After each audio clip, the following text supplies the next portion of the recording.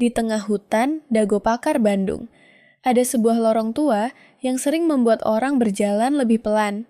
Dindingnya dingin, udaranya lembab, suara langkah kaki memantul jauh. Cahaya dari luar cepat hilang begitu kita masuk lebih dalam. Tempat ini dikenal sebagai Goa Belanda. Bagi sebagian orang, Goa Belanda adalah destinasi wisata sejarah. Bagi yang lain, tempat ini adalah salah satu lokasi paling misterius di Bandung. Ada yang bilang lorongnya panjang sekali. Ada yang bilang banyak cabang yang membuat orang mudah tersesat. Ada yang percaya ada ruang-ruang tersembunyi. Dan ada cerita paling ekstrem. Konon, lorong Goa Belanda bisa tembus sangat jauh bahkan sampai ke laut. Tapi benarkah begitu? Atau cerita itu lahir karena suasana lorong yang gelap, dingin, dan penuh gema? Untuk memahami Goa Belanda, kita harus memisahkan dua hal. Pertama, mitos yang hidup di masyarakat. Kedua, sejarah yang bisa dibaca dari fungsi bangunannya. Goa Belanda berada di kawasan Taman Hutan Raya Ir, Hajuanda, atau Tahura Juanda.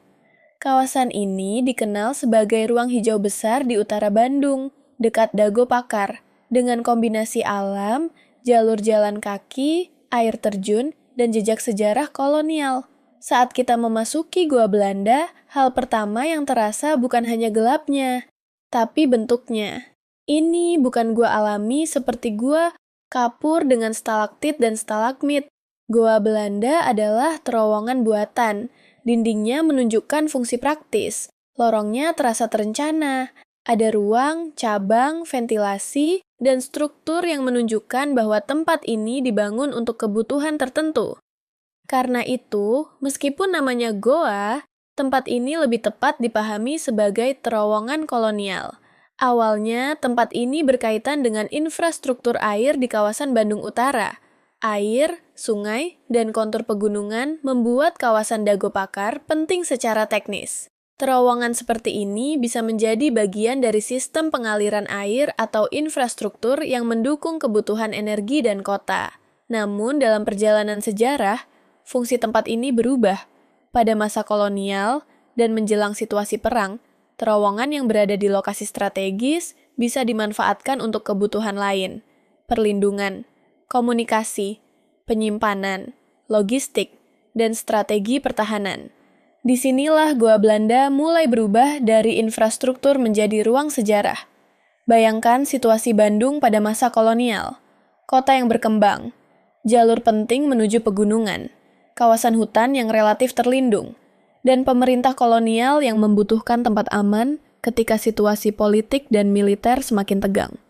Sebuah terowongan di dalam hutan bisa menjadi lokasi yang sangat berguna, bukan karena mistis, tapi karena praktis. Tertutup, kuat, sejuk, sulit terlihat dari luar, dan bisa digunakan untuk aktivitas yang tidak ingin terlalu mudah diketahui. Namun setelah masa kolonial berlalu, fungsi praktis itu perlahan hilang. Yang tersisa adalah lorong, gelap, sepi, penuh gema, dan terbuka untuk imajinasi manusia. Maka, tempat yang dulu dibuat untuk kebutuhan teknis dan strategis berubah menjadi ruang misteri. Pertanyaannya, bagaimana sebuah terowongan yang awalnya dibangun untuk fungsi nyata bisa berubah menjadi salah satu urban legend paling terkenal di Bandung? Kalau kita melihat Goa Belanda dari dekat, yang menarik bukan hanya suasananya, tapi desainnya. Lorongnya memanjang, ada cabang, ada ruang kecil, ada bagian yang terasa seperti tempat penyimpanan, ada titik-titik yang memungkinkan udara masuk, dan di beberapa bagian, suara bisa memantul dengan cara yang membuat ruang terasa lebih besar daripada ukurannya. Inilah alasan banyak orang merasa Goa Belanda seperti labirin. Padahal, kesan labirin tidak selalu berarti lorongnya benar-benar tak berujung. Dalam tempat gelap, otak manusia bekerja berbeda. Ketika pandangan terbatas, kita bergantung pada suara, cahaya senter, dan ingatan arah. Jika lorong bercabang, dinding terlihat mirip, dan gema memantul, ruang bisa terasa lebih panjang dan membingungkan. Inilah bahan sempurna untuk lahirnya cerita misteri. Seseorang masuk, merasa lorongnya tidak selesai-selesai. Orang lain mendengar suara dari arah yang sulit ditebak. Ada yang melihat cabang gelap dan membayangkan jalur rahasia. Lalu cerita berkembang dari mulut ke mulut. Katanya ada lorong rahasia. Katanya ada ruang tersembunyi. Katanya kalau diteruskan bisa tembus jauh sekali.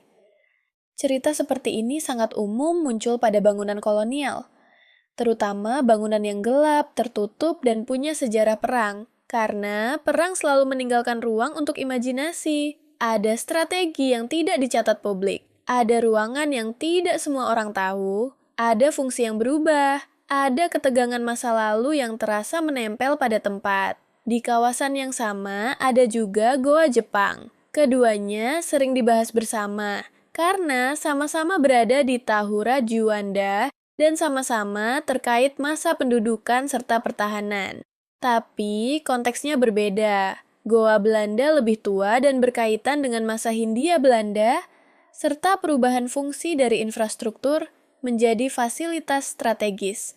Goa Jepang muncul dalam konteks pendudukan Jepang dan kebutuhan pertahanan pada masa perang. Dua tempat ini membuat Tahura Juanda bukan hanya hutan kota, tapi juga lapisan sejarah. Di atasnya, kita melihat pepohonan, jalur wisata, dan udara sejuk Bandung. Di bawah dan di dalamnya, ada cerita tentang kolonialisme, perang, air, dan ketakutan manusia terhadap ruang gelap. Yang menarik, Goa Belanda bukan tempat yang harus dibuat-buat agar terasa misterius. Ia sudah punya elemen misteri secara alami. Lokasinya di hutan, cahayanya minim, dindingnya tua, udara di dalamnya berbeda, suara langkah kaki menggema, dan setiap cabang lorong membuat kita bertanya, kemana arah ini? Dari situlah mitos lorong tak berujung muncul. Tapi secara historis, terowongan kolonial biasanya dibangun dengan tujuan praktis. Tidak dibuat tanpa alasan, tidak dibuat asal memanjang tanpa akhir, tidak dibuat hanya untuk menakut-nakuti. Jika ada lorong, biasanya ada fungsi. Mengalirkan air, menghubungkan titik teknis, menjadi ruang perlindungan, menjadi jalur logistik pendek, atau menjadi fasilitas komunikasi. Maka kalau ada cerita bahwa Goa Belanda sangat panjang, kita perlu bertanya, panjang dalam arti apa? Panjang karena ukuran fisiknya, atau terasa panjang karena gelap, lembab, dan penuh gema. Namun ada satu cerita yang jauh lebih ekstrem. Cerita yang membuat Goa Belanda masuk ke wilayah urban legend besar Bandung. Konon, ada lorong yang menghubungkan Bandung sampai ke laut. Bayangkan itu, dari Dago Pakar, dari kawasan pegunungan Bandung, sampai ke pantai. Apakah itu mungkin? Atau justru, ini contoh sempurna bagaimana tempat bersejarah bisa berubah menjadi legenda?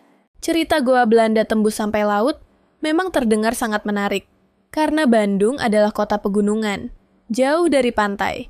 Jadi, ketika orang membayangkan ada lorong rahasia dari Bandung ke laut, rasanya seperti cerita film. Ada jalur bawah tanah, ada rahasia kolonial, ada strategi perang, ada pintu keluar tersembunyi, ada peta yang hilang.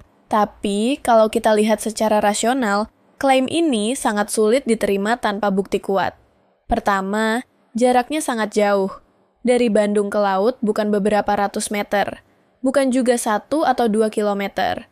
Jaraknya puluhan kilometer, melewati kontur pegunungan, lembah, sungai, dan wilayah geologi yang kompleks. Kedua, terowongan sepanjang itu membutuhkan pekerjaan teknik luar biasa. Harus ada ventilasi, harus ada drainase, harus ada struktur penahan, harus ada akses pemeliharaan, harus ada perencanaan detail, harus ada tenaga kerja besar. Dan biasanya, proyek sebesar itu meninggalkan catatan, peta, biaya, atau jejak fisik yang jauh lebih jelas. Ketiga, harus ada alasan strategis yang masuk akal. Untuk apa pemerintah kolonial membangun lorong rahasia dari Bandung sampai laut? Jika untuk jalur evakuasi terlalu panjang dan terlalu mahal. Jika untuk logistik, lebih mudah memakai jalur darat atau kereta. Jika untuk militer, terowongan sepanjang itu akan sangat sulit dipertahankan dan dirawat. Jadi, sampai ada bukti arsitektur, dokumen, atau survei yang kuat, Cerita lorong gua Belanda sampai laut lebih aman disebut sebagai mitos atau urban legend. Namun, bukan berarti cerita itu tidak penting. Mitos juga punya fungsi. Mitos menunjukkan bagaimana masyarakat membaca tempat. Ketika sebuah bangunan terasa gelap, tua, kolonial, dan penuh ruang yang tidak terlihat, imajinasi manusia akan mencoba mengisinya. Kita tidak suka ruang kosong. Kalau ada lorong gelap, kita ingin tahu ujungnya. Kalau ada pintu tertutup, kita ingin tahu apa di baliknya. Kalau ada bangunan kolonial, kita membayangkan rahasia. Kalau ada suara gema, kita merasa ada sesuatu yang bergerak. Kalau sejarahnya tidak lengkap, cerita rakyat mengisi celahnya. Itulah yang terjadi pada Goa Belanda. Ia bukan hanya terowongan, ia menjadi panggung imajinasi Bandung. Di satu sisi, Goa Belanda punya sejarah nyata, kolonialisme, infrastruktur air, fungsi strategis, dan perubahan masa perang. Di sisi lain, ia punya sejarah lisan, cerita lorong panjang, ruang tersembunyi, suasana angker, dan jalur yang katanya tidak berujung. Keduanya membentuk cara orang melihat tempat ini. Fakta membuatnya penting, mitos membuatnya hidup. Tapi, kita tetap perlu membedakan mana bukti dan mana cerita. Karena kalau semuanya dianggap fakta, sejarah menjadi kabur.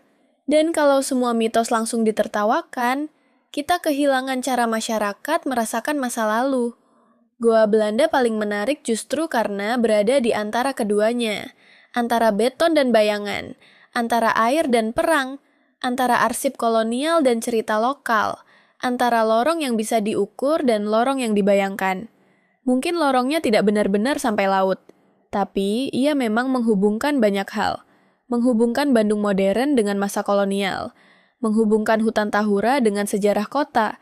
Menghubungkan arsitektur dengan urban legend. Menghubungkan rasa penasaran dengan kebutuhan manusia untuk bercerita. Jadi, saat kita masuk ke Goa Belanda, pertanyaannya bukan hanya seberapa panjang lorong ini, tapi juga kenapa manusia selalu merasa bahwa lorong gelap pasti menyimpan rahasia. Menurut kamu, Goa Belanda lebih tepat dilihat sebagai situs sejarah, tempat mistis, urban legend, atau gabungan semuanya? Tulis pendapatmu di komentar. Dan kalau kamu suka misteri lokal Indonesia, sejarah kolonial, arsitektur tua, dan urban legend yang bisa dibedah dengan fakta, jangan lupa subscribe ke Inner Dataset. Karena kadang, tempat paling misterius bukan yang benar-benar tidak punya ujung, tapi yang membuat kita terus ingin tahu apa yang ada di ujungnya.